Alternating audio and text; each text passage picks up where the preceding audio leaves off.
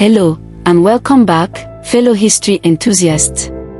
In today's video, we will be exploring one of the most tragic and painful events in Nigeria's history, the Asaba massacre of 1967. In October 1967, during the Nigerian Civil War, a tragedy unfolded in the town of Asaba that would leave a scar on the hearts of its people for generations. The Nigerian Civil War had only recently begun. The country was divided, and tensions between the federal government and the secessionist state of Biafra were escalating. As battles spread across different regions, ordinary civilians found themselves trapped in the middle of a conflict they could not control. Asaba, a peaceful town located on the western bank of the river Niger, suddenly became a strategic location. Earlier in the war, Biafran forces had moved through the Midwest region. But by October 1967, federal troops were advancing and reclaiming territory. When Biafran soldiers retreated across the Niger Bridge into Onitsha, federal troops entered Asaba. The people of Asaba were frightened. Many feared that they would be seen as supporters of Biafra simply because they were ethnically Igbo. In an effort to demonstrate their loyalty to Nigeria, community leaders encouraged residents to welcome the soldiers peacefully. Men, women, and children gathered in open areas dressed in white clothing, a symbol of peace. They reportedly chanted, "One Nigeria," hoping to convince the soldiers that they posed no threat. But what happened next would become one of the darkest moments in Nigeria's history. According to survivor testimonies and historical accounts, soldiers began separating men and boys from women and young children.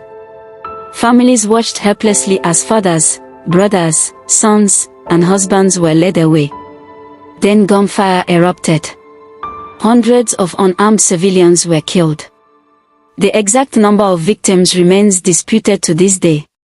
Some estimates place the death toll in the hundreds, while others suggest it may have been even higher. What is certain is that countless families were devastated in a matter of hours. The streets of Asaba became scenes of unimaginable grief. Mothers searched for their sons. Wives searched for their husbands. Children searched for fathers who would never return home. For those who survived, the emotional wounds remained long after the gunfire stopped. Many families lost their primary breadwinners. Businesses collapsed. Entire generations grew up carrying memories of loss and trauma. For years, the story of Asaba received little national attention.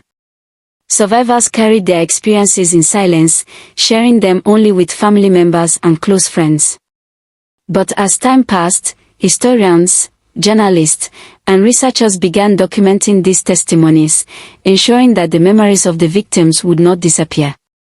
Today, memorials and annual commemorations help preserve the history of what happened in Asaba. The tragedy serves as a reminder of the human cost of war and the devastating consequences of division, fear, and violence. The story of Asaba is not merely a chapter in Nigeria's history. It is a story of loss. A story of survival. A story of remembrance. And a reminder that behind every conflict are ordinary people whose lives are changed forever. As we reflect on the events of October 1967, we honor the memories of those who lost their lives and acknowledge the pain carried by those who survived. Because history is not only about remembering victories. It is also about remembering tragedies, so that future generations may learn from them. Before you go, we'd love to hear from you. Were you already familiar with the Asaba massacre, or is it the first time you've come across this chapter of Nigeria history? Share your thoughts in the comments below. Thank you for watching. If you enjoyed this video and would like to see more historical content like this, please like, subscribe, and turn on notifications so you will never miss an upload. Until next time, keep learning, keep questioning, and keep history alive.